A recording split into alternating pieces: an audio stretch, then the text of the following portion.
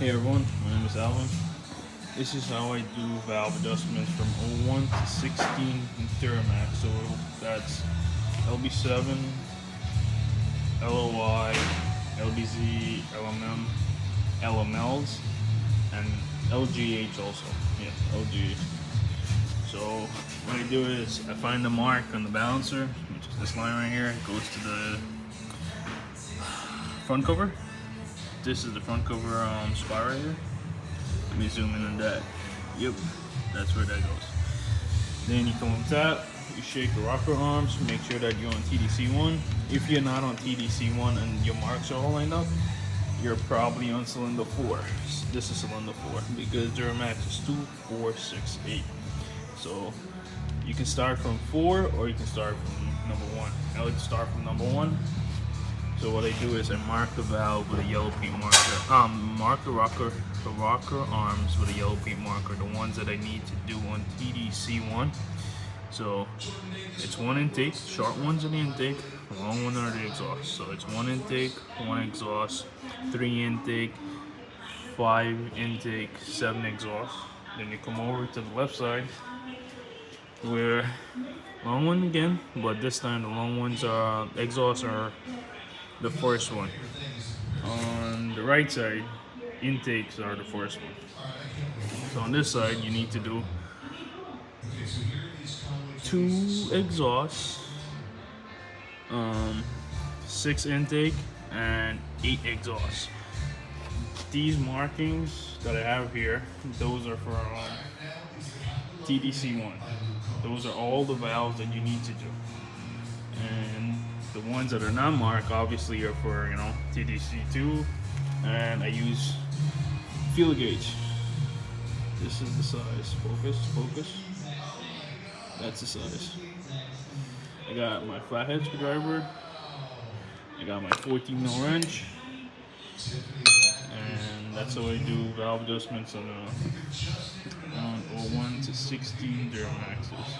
I'm not sure about the L5P. I don't know if this applies with L5Ps. I've never done a head studs in L5P, but I've done from 01 to 16. I do about 10 of these motors a year. We used to use ARP studs, but now we're using PP studs because they're more affordable. ARP studs are a little bit more pricier ever since COVID happened. Yeah. This video is for the DIY guys, who's in their backyard wants to do this job, or your home, whatever you want to do. You're doing it in your driveway and you need some guidance. This is what this video is about. If you have any more questions about anything duramax related or Cummins related, you hit me up and whatever video that you guys think you might like or might need, just let me know, and I can see if I can make it. If I can, and I can probably try to advise you the best I can over text. But this is what I do all day long. Duramaxes. I got a bunch of parts over there. I got to put a fast lift pump on it. I got a merchant automotive water pump. I got a low oil pan for it. I got an oil cooler for it. I got a front seal.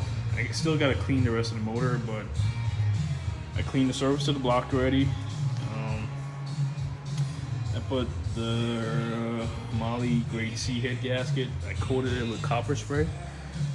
I love using copper spray, and this is how I do them all the time.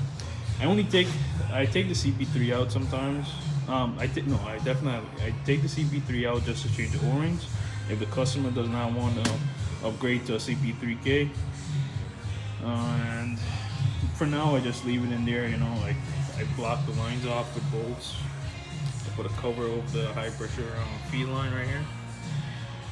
And when I'm ready for that, I'll just take that out, and then I'll do the O-rings, and I'll clean the center of the block more, and I'll paint it.